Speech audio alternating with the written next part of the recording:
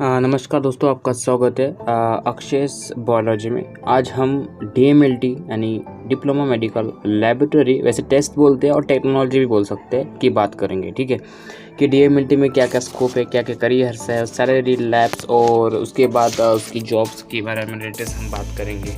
और उसके बारे में हम पढ़ेंगे कि इसमें सिलेबस कौन कौन सा है, ठीक है, और उसमें क्या क्या डिमांड है आज के कंडीशन में। ठीक है, मेरे पैरामेडिकल कोर्स है। ठीक है, और दोस्तों DMLT यानी डिप्लोमा मेडिकल लैबोरेटरी टेक्नोलॉजी, ये आपको नोट करके कहीं पे लिख देना है। ठीक है, क्योंकि आपको काम आएगा।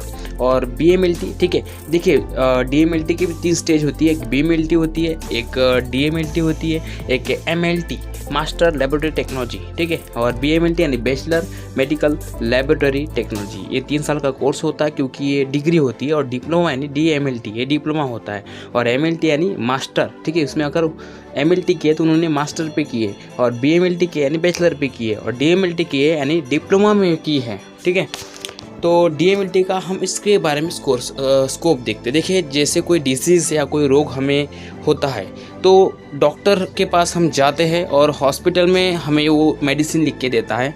जैसे डॉक्टर्स हमें दवाई लिख के देते हैं कि आपको ये रोग मतलब बीमारी है, तो उसके अनुसार वो मेडिसिन देता है। और अगर हमें उस दवाई से हमारा ट्रीटमेंट जो हो रहा है वो नहीं हो रहा है, यानी मतलब उसका हमें प्रॉपरली सॉल्यूशन नहीं है, यानी मान के चलिए हम ठीक नहीं हो रहे उस बीमारी से, तो हमें वो टेस्ट करने के लिए बोलता है कि ये डिसीज़ किस थ्रू की है।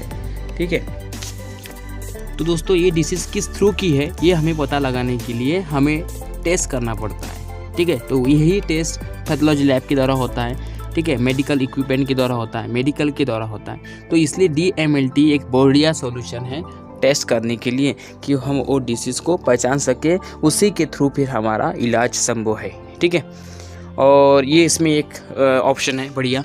और देखिए DMLT यानी मेडिकल का जो कोर्स है, ये बहुत बड़ी डिमांड है आज के युग में, क्योंकि इसके बिना हम डिसीज़ को नहीं पहचान सकते, रोग को नहीं पहचान सकते। तो इसके सिलेबस के बारे में बात करेंगे। देखिए, सिलेबस फर्स्ट सेमेस्टर का 2 साल का कोर्स होता है। की बात करें तो इसमें ह्यूमन एनाटॉमी है। ठीक है, और दूसरा फंडामेंटल्स ऑफ MLT है, बेसिक ऑफ क्लिनिकल बायोकेमिस्ट्री है, बेसिक ऑफ ह्यूमन साइंस है, इंग्लिश कम्युनिकेशंस है, प्रोफेशनल एक्टिविटीज़ है। ठीक है, ये हो गया फर्स्ट सेमेस्टर का। आपको थोड़ा दिक्कत देने वाला, क्योंकि जो फर्स्ट सेमेस्टर है वो थोड़ा हार्ड वर्क का है, यानी थोड़ा सा कठिन जाता है। और जैसे सेकंड सेमेस्टर की बात करें तो मैं आपको इसमें बता देता हूँ, यानी इसमें 4 सेमेस्टर दिए हैं, तो मैं आपको सेमेस्टर के वाइज बता देता हूँ। ठीक है, कि सेमेस्टर में कौन कौन से ये दिए हैं। सेकेंड सेमेस्टर की बात करें तो सेकेंड सेमेस्टर में ये दिया है human physiology, basic pathology, fundamental biochemistry, microbial instruments, informations and communication technology, community development, diploma medical laboratory technology का ये तीसरा सेमेस्टर है। अब देखिए human physiology, clinical haematology, metabolic and technical biochemistry, technical microbiology, community development activities. और 4th semester की बात करें तो देखिए, जिन्होंने BSc माइक्रोबायोलॉजी पहले कर चुके हैं, या फिर वो DMLT करना चाहते हैं, या फिर मास्टर डिग्री करना चाहते हैं, और ETC जो भी कोर्स करना चाहते हैं, या DMLT से रिलेटेड मेडिकल फील्ड में जाना चाहते हैं, तो उनके लिए बेस्ट ऑप्शन है, क्योंकि उनका 4th से 3rd सेमेस्टर ये पढ़े हैं। क्योंकि देखिए, आप हिस्टोलॉजिकल टेक्निक ये भी हम पढ़े हैं, क्लिनिकल बायोकेमिस्ट्री पढ़े हैं, क्लिनिकल माइक्रोबायोलॉजी पढ़े हैं, क्लिनिकल पैथोलॉजी नहीं पढ़े हैं, और पैथोलॉजी लैब हम इसमें पढ़ेंगे लैब में। ठीक है, तो ये कुछ जो है टॉपिक हमने माइक्रोबायोलॉजी से रिलेटेड पहले पढ़ चुके हैं। तो जिन्होंने भी BSc माइक्रोबायोलॉजी किया, अगर DMLT करना चाहते हैं तो बेस्ट ऑप्शंस हैं। और देखिए दोस्तों, ये बहुत महंगा कोर्स आता है। अगर गवर्नमेंट हॉस्पिटल में आप करना चाहते हैं तो आपको लगभग 10 से 30 हज़ार के बीच में आपको खर्चा आता है।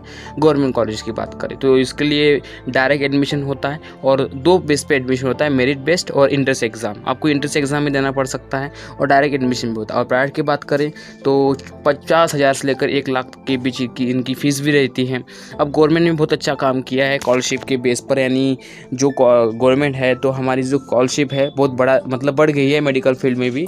तो लगभग 54 से 50,000 रुपये की फ़ीस रहती है प्राइवेट कॉलेज में। तो हमारे कम से कम 45 से 38 हज़ार के बीच जो है हमारी स्कॉलरशिप आ जाती है, तो हमें ज़्यादा खर्चा नहीं आता है। तो बहुत अच्छा करियर स्कोप है ये आपके लिए, अगर आप जिस फील्ड में आपको इंटरेस्ट है, नॉलेज है DMLT में, मेडिकल फील्ड में जाना चाहते हो आप, तो इसमें आप जा सकते हो। इसमें बहुत सारी अच्छी नई चीज़ें आपको सीखने को मिलेंगी।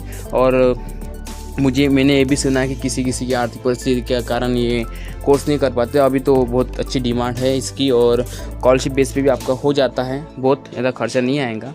तो आप इसको करना चाहते हो आप कर सकते हो। मैंने आपके बारे में इस कोर्स के बारे में आपको पूरी डिटेल बता दी है, उसके सिलेबस के बारे में बता दिया, इसके स्कोप के बारे में बता दिया, और उसकी जो सैलरी है लगभग आपको प्राइवेट में ज़्यादा नहीं मिलेंगी, 12 से 15,000 के करीब 15,000 के करीब आपको स्टार्टिंग में तो मिलेंगी। और उसके बाद अगर गवर्नमेंट की बात करें तो 30,000 तक आपको सैलरी मिल सकती है DMLT के कोर्स में, ठीक है।